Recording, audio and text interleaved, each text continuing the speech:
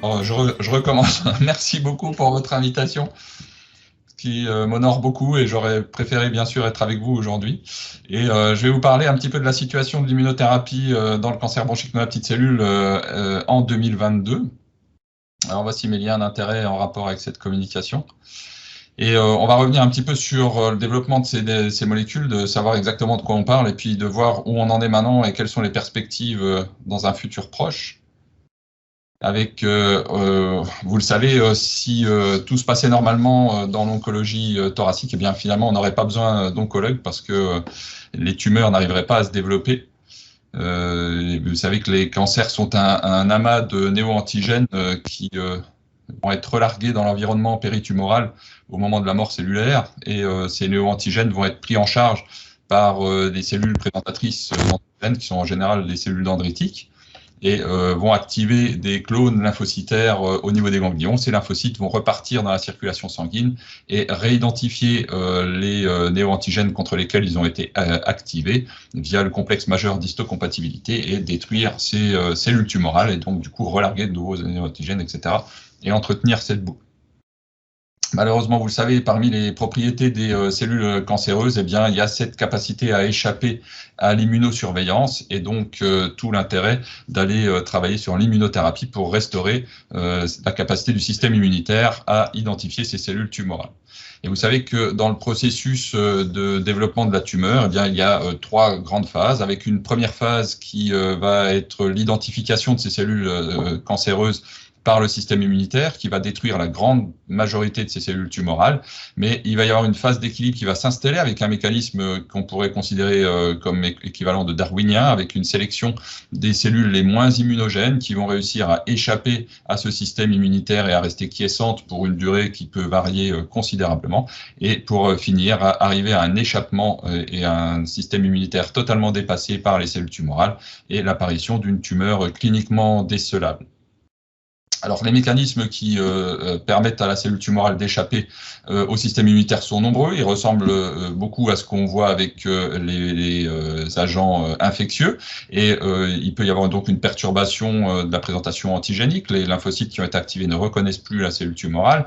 Il peut y avoir une diminution du potentiel antigénique, l'utilisation des cellules immunomodulatrices comme les lymphocytes T régulateurs. Et puis, ce qui va nous intéresser particulièrement, c'est l'utilisation des inhibiteurs de points de contrôle immunitaire, qui sont des systèmes qui nous protègent contre les maladies auto-immunes, contre le fait que la réaction immunitaire déborde.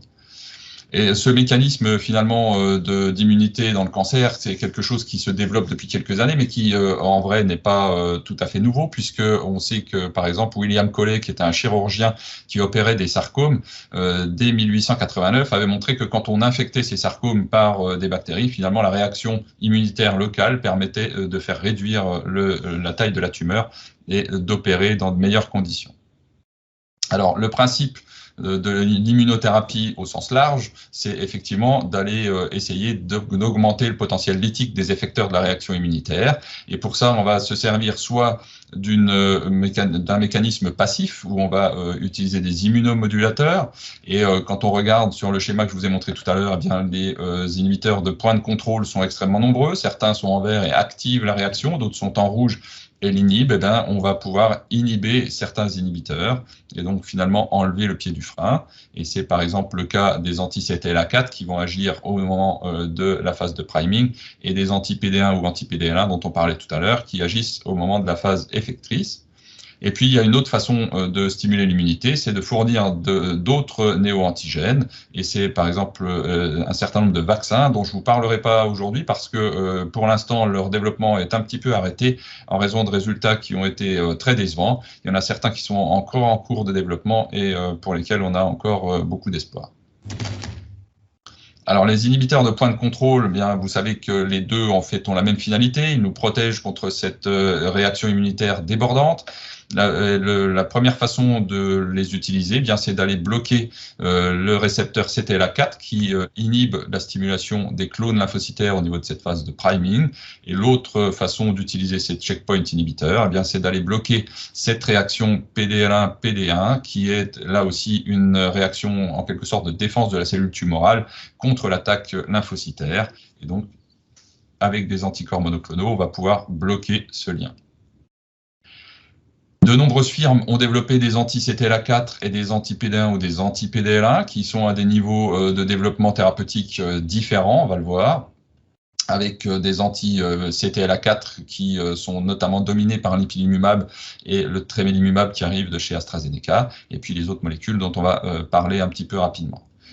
Alors, souvenez-vous, tout ça a été développé dans des stades métastatiques en Xème ligne et avec notamment les premières données qui avaient été montrées avec le nivolumab dans les congrès sur des tout petits effectifs, vous voyez, 6 patients, 13 patients, et pour des posologies de 1, 3 ou 10 mg, et puis les analyses sur ces tout petits effectifs laissaient penser qu'il y avait peut-être une différence d'efficacité en fonction du type histologique, et ce qui a conduit ensuite le laboratoire BMS à séparer les types histologiques pour ces études, avec la première étude qui est la CheckMate 017 qui s'adressait au carcinome épidermoïde et qui comparait chez des patients en rechute après sel de platine, le nivolumab versus le docetaxel qui est la chimiothérapie de référence, qui montrait bien qu'il y avait un avantage significatif dès le début avec des courbes qui se séparent très nettement, et un avantage à donner l'immunothérapie par rapport au docetaxel chez ces patients pré-traités.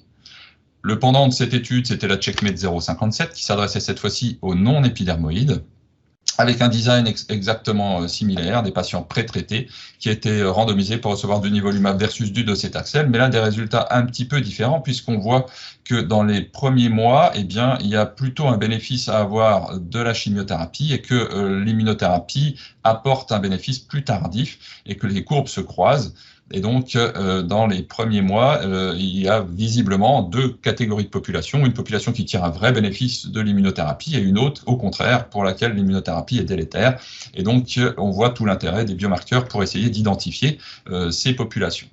Quoi qu'il en soit, lorsqu'on poule ces analyses et qu'on met tous ces patients ensemble et qu'on regarde avec du recul ce qui se passe, eh bien, vous voyez qu'il y a cette proportion de patients qui tirent un bénéfice énorme de cette immunothérapie, puisque quand on est vivant à 3 ans, eh bien, on a encore beaucoup de chances d'être vivant à 4 ans et à 5 ans, et on voit apparaître ce fameux plateau d'efficacité en fin de courbe qui montre des patients potentiellement guéris. Il y a dans 13% des cas des patients qui étaient métastatiques, lourdement pré-traités avant l'instauration de l'immunothérapie, et qui sont pour 13% d'entre eux toujours en vie à 5 ans et souvent sans maladie. Alors quand on regarde des critères comme la survie globale, comme les médianes de survie, on voyait que le bénéfice a l'air relativement modeste, mais encore une fois, il y a cette catégorie de patients qui tirent un bénéfice et pour lesquels on a envie de proposer ce traitement et qu'on aimerait bien identifier, et notamment également parce que c'est un traitement très cher et qu'il y en a certainement qui ne tirent pas de bénéfice et pour lesquels on va donner des toxicités. Le pembrolizumab, lui, s'est développé sur un autre dogme avec une sélection des patients qui exprimaient au moins à 1% PDL1 en immunohistochimie. On en a parlé tout à l'heure de ce test en immunohistochimie qui permet d'identifier le marquage membranaire de PDL1. Eh bien, ils ont testé là aussi plusieurs posologies et c'est la posologie à 2 mg par kilo qui avait été retenue et qui avait montré sa supériorité par rapport au docetaxel. Avec néanmoins des résultats, ils ont développé ça pour des PDL1 positif à plus de 1%, mais quand on regarde les courbes de PDL1 négatif ou de 1 à 49%, bah finalement ces courbes se chevauchent complètement et c'est vraiment les forts expresseurs à plus de 50% qui tirent le plus grand bénéfice de cette immunohistochimie. De cette immunothérapie, pardon. Et enfin, la troisième molécule qui a été développée dans cette indication, c'est l'atezolizumab, avec un design complètement comparable, mais en mélangeant toutes les histologies et tous les statuts PDL1. Et là aussi, on retrouve un bénéfice en survie globale en faveur de l'immunothérapie par rapport au docetaxel, avec un hazard ratio, vous voyez, qui est tout à fait comparable à ceux des autres molécules. Ce qui fait qu'actuellement en 2022, pour des patients pré-traités par chimiothérapie à base de platine, eh bien, on a ces 3 molécules qui sont disponibles, le nivolumab à travers l'essai CheckMate 017 et 057, le pembrolizumab à travers l'essai Keynote 010 et l'atezolizumab à travers l'essai HAWK, et qui toutes ont montré finalement un bénéfice en faveur de cette immunothérapie, de ces inhibiteurs de point de contrôle par rapport à la chimiothérapie par docetaxel. Alors, on aimerait identifier les meilleurs patients, non seulement pour être sûr de leur faire bénéficier de l'immunothérapie et puis peut-être pour épargner aux autres des éventuelles toxicités pour un traitement qui ne marcherait pas. Et on a parlé de PDL1 avec le brillant orateur précédent. effectivement, on pensait avoir le Graal dès le début avec cette publication dans le New England en 2012, où on voyait que chez les patients PDL1 négatifs, eh bien, finalement, il n'y avait aucune réponse à l'immunothérapie, ce qui semblait logique, puisque vous allez cibler un point de contrôle. S'il n'est pas utilisé comme mécanisme de défense par la cellule tumorale, ben, finalement, ça ne sert à rien de le cibler. Donc, sur des petits effectifs, vous voyez, 0 réponse chez les PDL1 neg, 50% de réponse chez les PDL1+.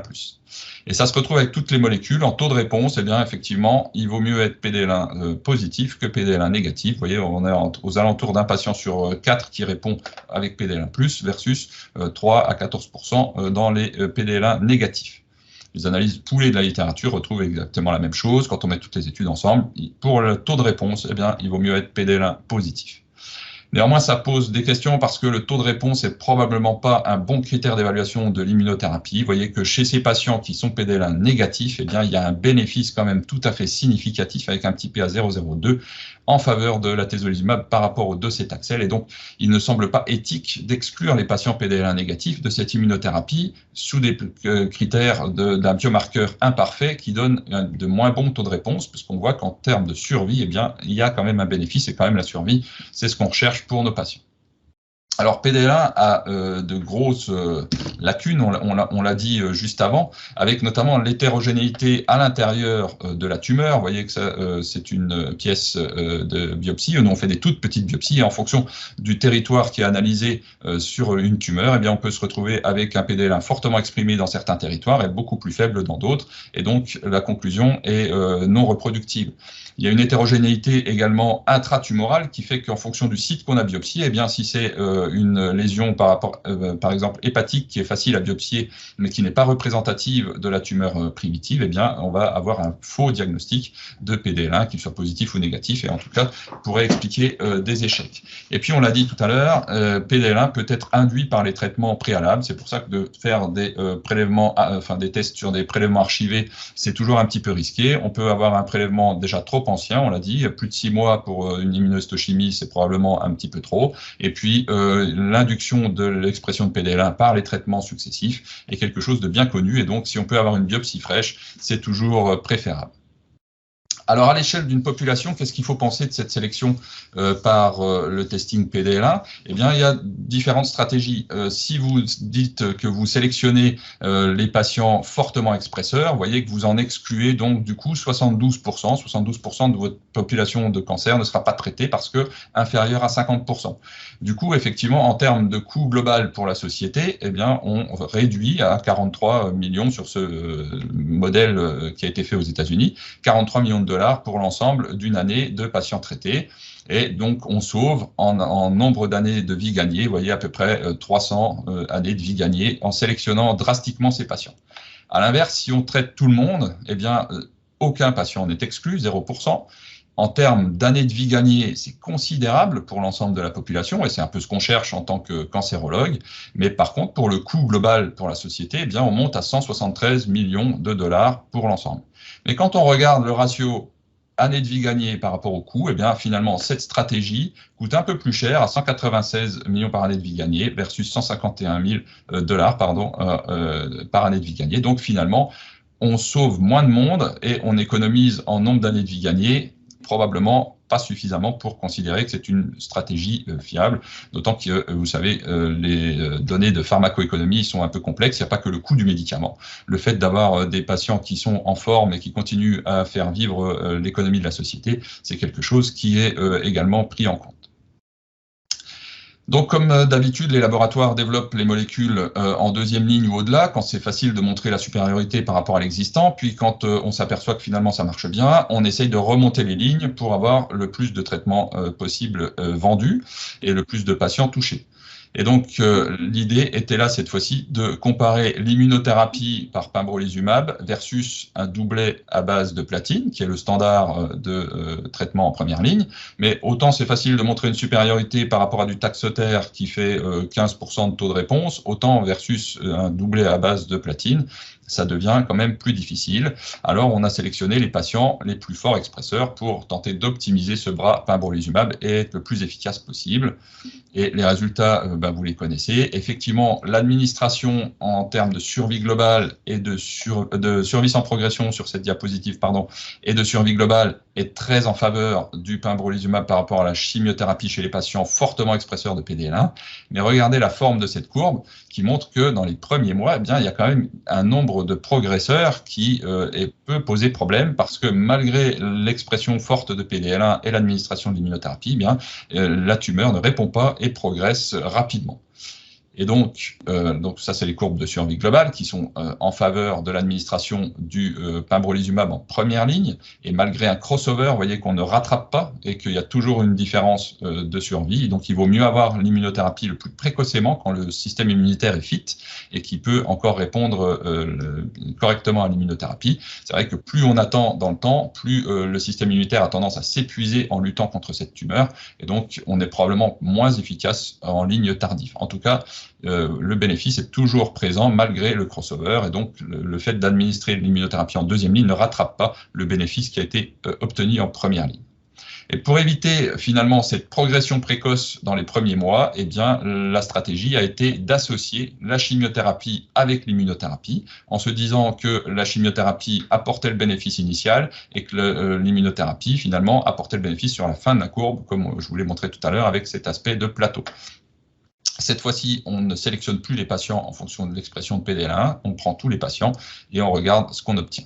Là, on se protège effectivement de l'hyperprogression initiale avec, vous voyez, des courbes de survie qui s'aplatissent un petit peu en survie sans progression et des courbes qui se séparent assez tôt avec un bénéfice de l'immunothérapie qui apparaît et qui permet d'obtenir un bénéfice significatif en survie sans progression et en survie globale, là aussi avec un crossover pour les patients qui étaient sous chimiothérapie seule, qui ne permet pas de rattraper la courbe de survie des patients qui ont eu la trithérapie d'emblée. Cette immunothérapie n'est pas réservée au stade métastatique, on l'utilise également dans les stades localement avancés sur la base de l'essai Pacifique, qui était cet essai de phase 3 dont vous avez certainement entendu parler, pour des patients qui ne sont pas opérables, qui ont des stades localement avancés, mais qui sont relativement fit puisqu'il fallait être traités par une association de radiochimiothérapie. Les patients à l'issue de la radiochimiothérapie étaient réévalués dans les 42 jours après ce traitement et les patients qui ne progressaient pas étaient randomisés pour recevoir soit du durvalumab, soit du placebo pour une durée de 12 mois.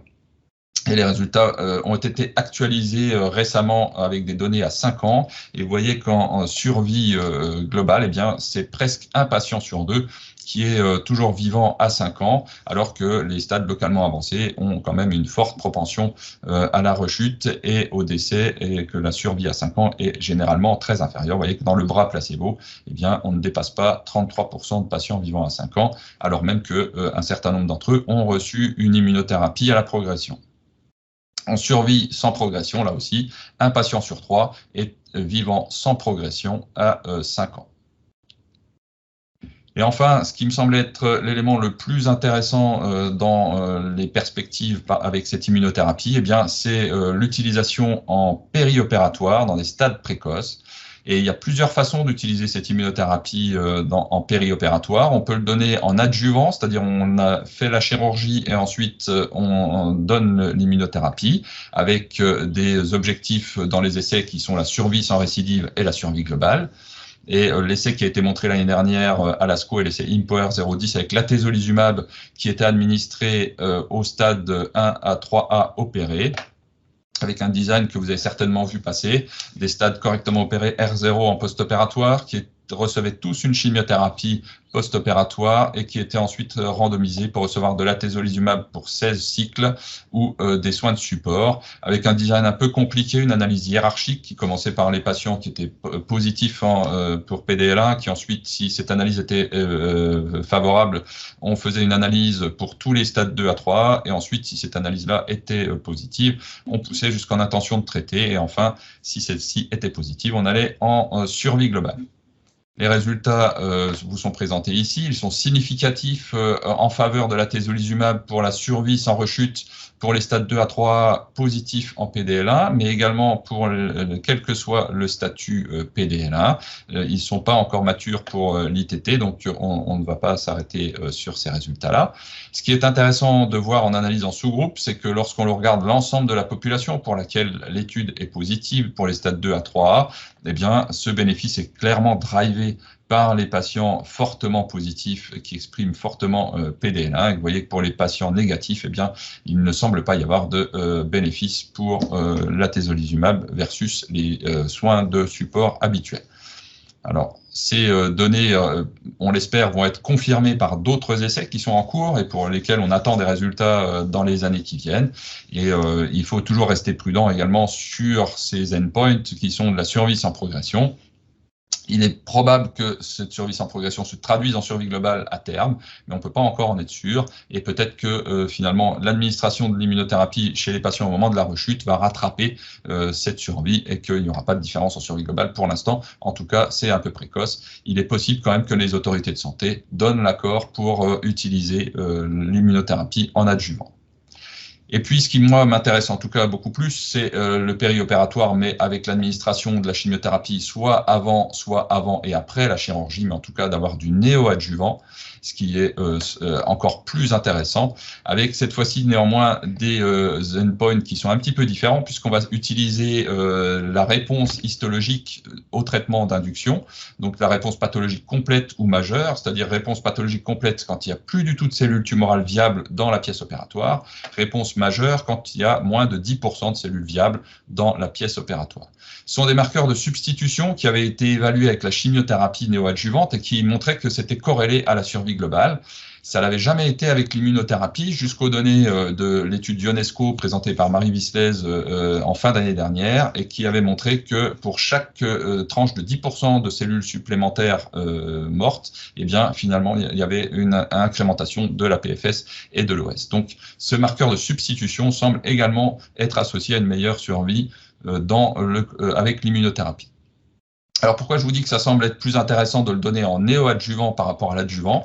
Parce que sur des modèles murins, eh bien, les données avec là, cette fois-ci, c'est un anti-CTLA4 plus un anti-PD1, mais sont supérieures à ce qu'on obtient quand on le donne en adjuvant. Et probablement que c'est lié à plusieurs facteurs. D'une part, la tumeur est toujours en place quand on utilise l'immunothérapie, c'est-à-dire qu'il y a toujours cette stimulation antigénique avec les néo-antigènes. Et puis, malgré tout, quand même, la chirurgie, on le sait, ça modifie le système immunitaire et ça fragilise un peu les patients.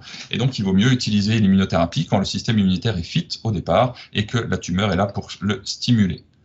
Et effectivement, alors c'est des données, on va le voir, qui sont extrêmement encourageantes, mais qui ont fait bien stresser nos chirurgiens au départ et qui ont eu l'obligation de faire un petit peu modifier notre apprentissage, parce qu'il y a un certain nombre de patients, vous voyez, qui après traitement néoadjuvant par immunothérapie ont été récusés de la chirurgie pour une suspicion de progression au niveau ganglionnaire, par exemple, sur ce patient avec un flair ganglionnaire, et qui finalement, ce patient a été opéré en dehors du protocole, et ces ganglions étaient purement inflammatoires avec des réactions sarcoïdose-like, et donc il ne faut pas récuser les patients sans aller documenter des éventuels ganglions qui seraient en train de grossir. Je rappelle que c'est la maison des lymphocytes, hein, donc c'est normal qu'il y ait une activation et que ça flash au PET scan.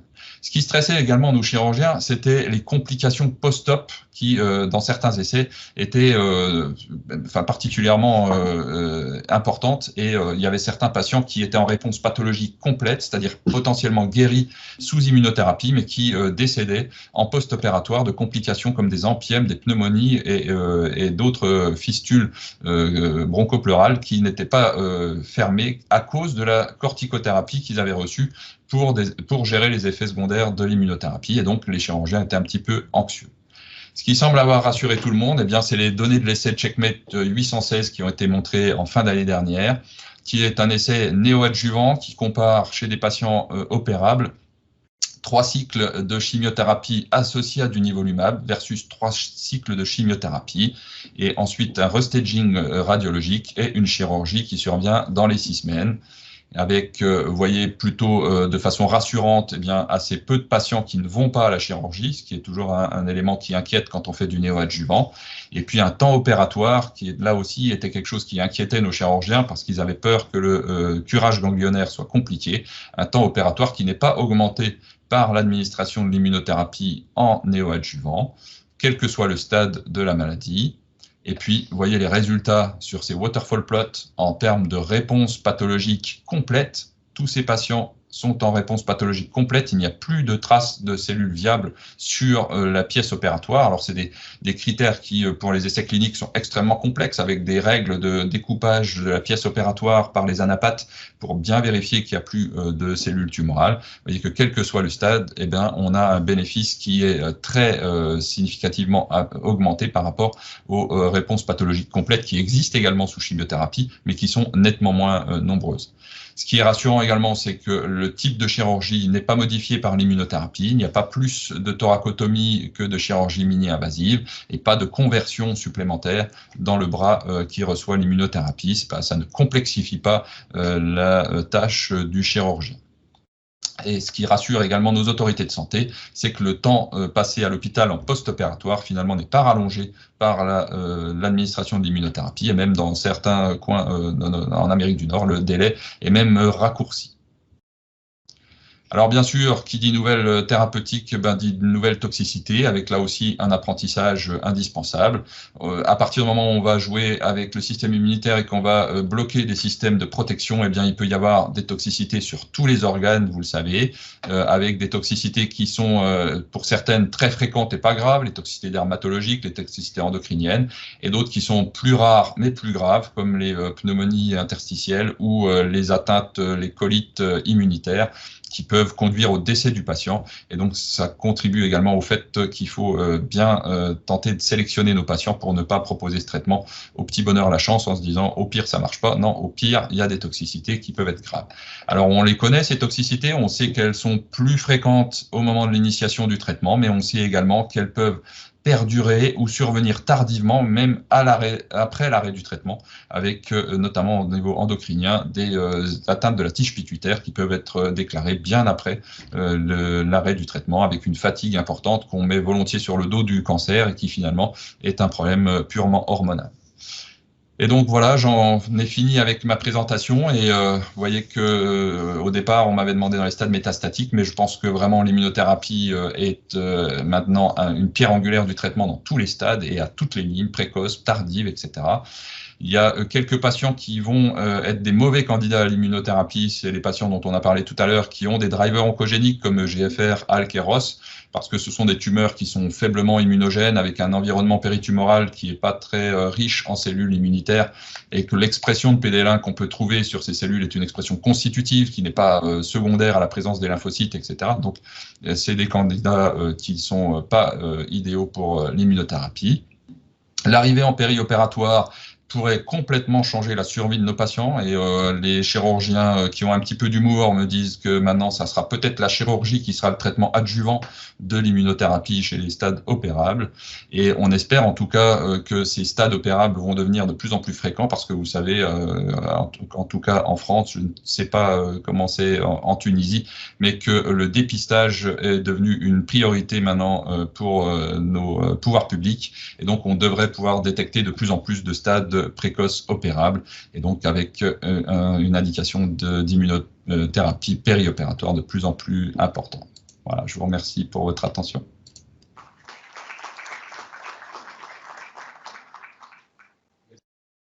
Donc, est-ce que la tendance actuelle... Voilà, je vous entends là, ouais. Voilà.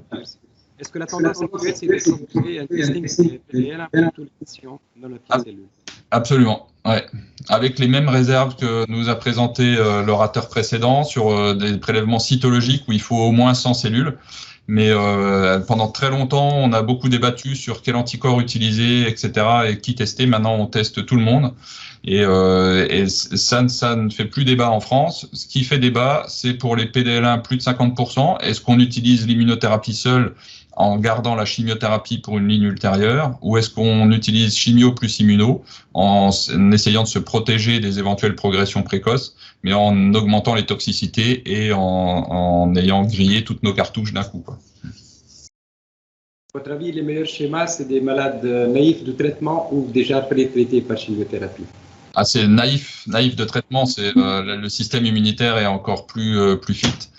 Mais quand on associe la chimiothérapie, au départ, c'était un peu contre-intuitif. On s'était dit, on va détruire les lymphocytes avec la chimiothérapie, donc du coup, on n'aura plus les effecteurs pour l'immunothérapie. Mais en fait, la chimiothérapie induit une mort cellulaire qui est volontiers immunogène et qui va restimuler ce système de boucle de stimulation oncogénique. Et donc, les deux ensemble sont vraiment très intéressants. Et il semblerait que la chimiothérapie détruise aussi beaucoup les cellules T régulatrices, qui sont immunomodulatrices, et donc permettent au système immunitaire d'être encore plus efficace. Qu'est-ce que vous faites des malades qui échappent à l'immunothérapie?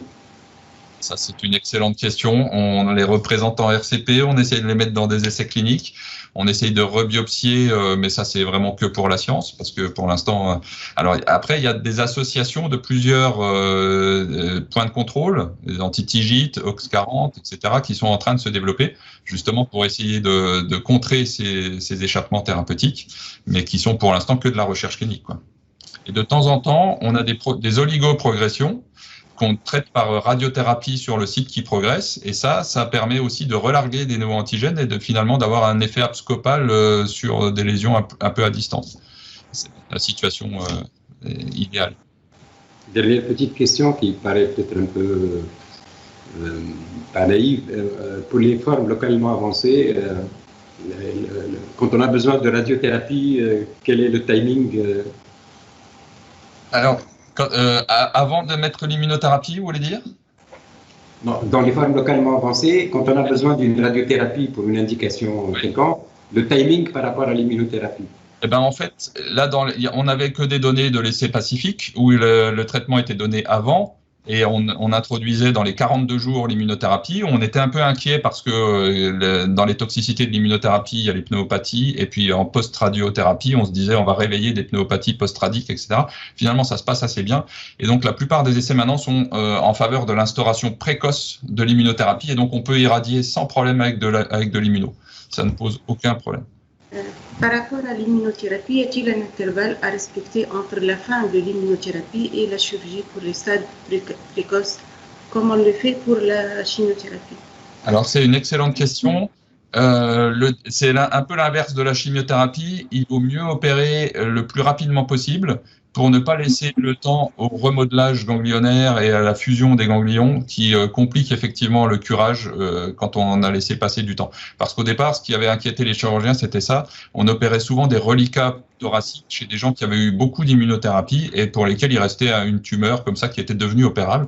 Et donc les chirurgiens allaient opérer et à l'intérieur, ils retrouvaient un magma de ganglions inflammatoires et ça compliquait considérablement la chirurgie. Alors que si on intervient très vite après les perfusions d'immuno, il n'y a pas le temps de cette fusion des ganglions, etc. Et donc le temps opératoire est relativement simple. Bon, Bertrand, merci beaucoup encore une fois pour cette excellente présentation. C'était un plaisir. On vous souhaite un bon dimanche et merci. À la prochaine. Avec grand plaisir. Bon congrès à tout le monde.